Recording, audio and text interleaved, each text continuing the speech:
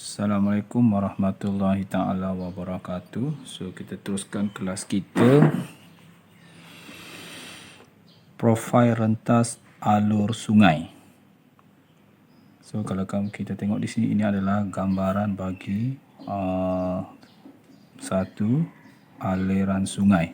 So bermula daripada tanah tinggi, turun ke bahagian semakin curam, semakin landai, dan akhirnya sampai ke muara sungai dan akhirnya masuk ke dalam laut.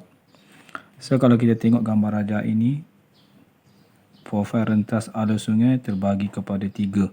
So bahagian A hulu sungai, bahagian B pertengahan sungai, bahagian C adalah hilir sungai. So kita tengok di sini, kita nak tengok dari segi profil rentas alur pada setiap bahagian hulu, tengah dan hilir. So kita tengok dulu bagi bahagian hulu. So sungai biasanya bermula di kawasan tanah tinggi. So kalau kita tengok di bahagian hulu ni, profil rentas alurnya berbentuk V. So kawasan di sini biasanya alur sungai melalui kawasan yang cerun yang curam. Sebab itu terbentuknya jeram dan air terjun.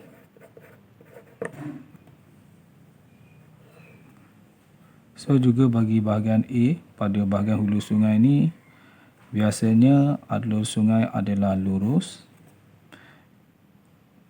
dan aliran air pada bahagian hulu sungai ni adalah laju ataupun deras. Kemudian juga pada bahagian hulu sungai ini, kalau kita tengok di sini, hakisannya adalah dominan, iaitu berlaku dengan pesat hakisan pada bahagian hulu sungai jika kita bandingkan dengan pemendapan bahan yang dihakis. So ini bermaksud pada bahagian hulu sungai, proses hakisan adalah dominan utama berbanding dengan proses pemendapan bahan yang terhakis. Itu dari segi penerangan bagi bahagian hulu sungai. Kita tengok pada bahagian B. Bahagian B adalah bahagian pertengahan sungai. So pertengahan sungai, kalau kita tengok di sini daripada gambar rajah ni, kita nampak sungainya telah berliku-liku. So alur sungainya berliku.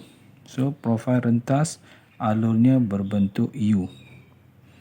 So bermaksud dia punya bentuk dia macam inilah U. So dia sudah melebar alur. Sini tebing kiri, sini tebing kanan. Ini profil rentas berbentuk U. So biasanya pada kawasan ini, sungai melalui kawasan yang kurang curam. So biasanya kawasan sini adalah kawasan yang kurang curam ataupun landai.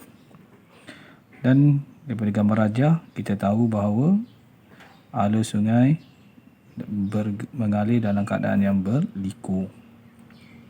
So dan aliran air juga adalah perlahan, dan pada kawasan ini proses hakisan dan juga proses pemendapan dia adalah seimbang.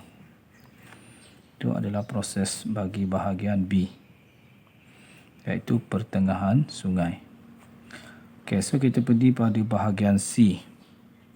So kalau bahagian C ini adalah bahagian hilir sungai. So biasanya hilir sungai ini kita dah sampai pada kawasan muara ataupun kuala sungai. So profil rentas alur bagi sungai pada bahagian hilirnya biasanya berbentuk trapezium. Macam inilah bentuknya. So sini tebing kiri, sini tebing kanan. Ini dasar sungai. Dan kalau kita tengok di sini, biasanya kawasan di sini sungai mengalir pada kawasan yang landai ataupun dah hampir rata. So dan bila sungai mengalir menghampiri laut, bermaksud pada kawasan kuala sungai ataupun muara sungai, kita akan dapati bahawa alurnya luas dan berselirat. Seperti gambar rajah ni, tengok dia ada banyak berselirat. Dan kalau kita tengok, proses pemendapan pada bahagian hilir sungai adalah dominan. Bermaksud proses pemendapannya berlaku dengan pesat berbanding dengan proses hakisan. So, dia terbalik dengan bahagian hulu.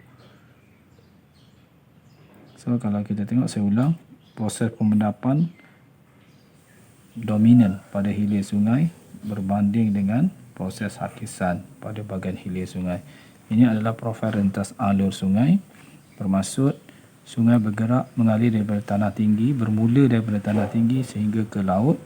Dia mempunyai 3 profil ni, A, hulu, B, pertengahan sungai, C, dan C adalah hilir sungai. So, supaya dapat dijelaskan, supaya pelajar dapat memahami dan jelas dengan profil rentas alur sungai. Dengan itu, thank you.